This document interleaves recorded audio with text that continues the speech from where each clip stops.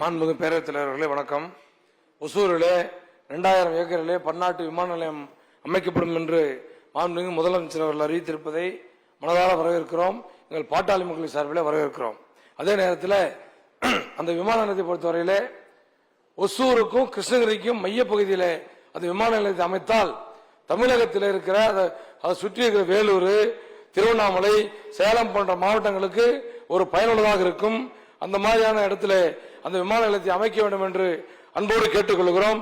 அதே மாதிரி விமான நிலையம் பொழுது சேலத்தில் ஒரு விமான நிலையம் இருக்கிறது, அதை விரிவாக்க வேண்டும் என்று நீண்ட நாட்களாக அது அந்த மக்கள் எல்லாம் வேண்டி விரும்பி கேட்டுக்கொண்டிருக்கிறார்கள். ஒரே ஒரு விமானம் வருது போகுது. ஆகவே அந்த விமான நிலையத்தையும் மாண்பு முதலமைச்சர் அவர்கள் அருள் கூர்ந்து அதை விரிவாக்கம் செய்வதற்கான ஏற்பாடுகளை செய்ய வேண்டும் என்பதை இந்த வேளையில் அன்போடு தெரிவித்துக் கொள்கிறோம்.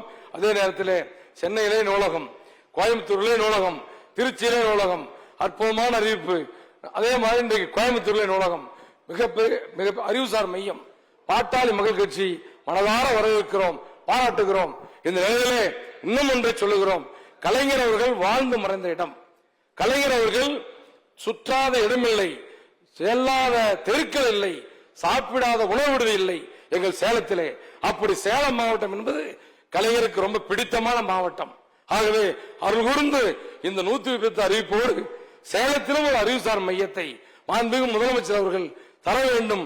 என்ன காரணம்னா, நான் எப்படின்னா இந்த அறிவுசார் மையத்தை சேலத்தில் ஆரம்பிக்கிறதா ஒரு உண்மையான ஒரு தகுதியுடையதாக இருக்கும், கலைஞர் அவர்களுக்கு அஞ்சலி செலுத்துவாக இருக்கும். என்ன காரணம்னா, அங்கதான் அரிசிப்பாளையத்தில் அவர் கதை எழுதின வீடுகள் இருக்குது. அங்க பல சொல்லுவாங்க, எங்க வீட்டுலதான் முன்னாள் முதலமைச்சர் தங்கி இருந்தாருன்னு சொல்லுவாங்க.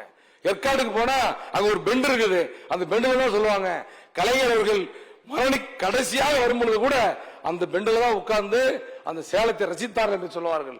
அப்படி அவர் நெஞ்சார நேசித்த எங்கள் சேலத்திற்கும் இது போன்ற ஒரு அறிவுசார் மையத்தையும் ஒரு மிகப்பெரிய நூலகத்தையும் முதலமைச்சர் அவர்கள் தருவார் என்ற காரணம் அவருடைய முகத்திலே தெரிகிறது, அந்த ஒரு பிரகாசமான சிரிப்பு.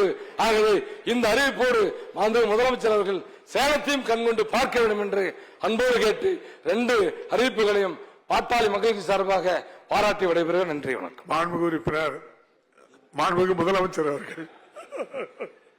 மாண்புமிகு உறுப்பினர், மாண்புமிகு பேரவைத் தலைவர் அவர்களே, மாண்புமிகு உறுப்பினர் அருள் அவர்கள் சேலத்திற்கும் சேலத்திற்கும் கலைஞருக்கு என்னென்ன தொடர்பு என்பதை பற்றி எல்லாம் விளக்கி சொன்னார். நானும் மறக்கவில்லை. அடுத்த நிதிநிலை அறிக்கையில் அதை நீங்கள் எதிர்பார்க்கலாம். மாண்புமிகு உறுப்பினர் திருமதி தாரகை கண்பட். நன்றி. அருள் சொல்லுங்க.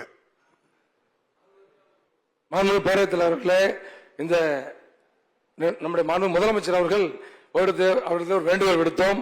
உடனடியாக சேலத்துக்கும் ஒரு அறிவுசார் மையத்தையும் மாபெரும் நூலகத்தையும் அடுத்த நிதியாண்டிலே தருவேன் என்று சொல்லியிருக்கிறார்கள். நெஞ்சார்ந்த சேலம் மாவட்ட மக்களின் சார்பிலே நெஞ்சார்ந்த நன்றியை தெரிவித்துக் கொள்கிறேன். செய்திகளை உடனுக்குடனும் துல்லியமாகவும் தெரிந்து கொள்ள சப்ஸ்கிரைப் பண்ணுங்க.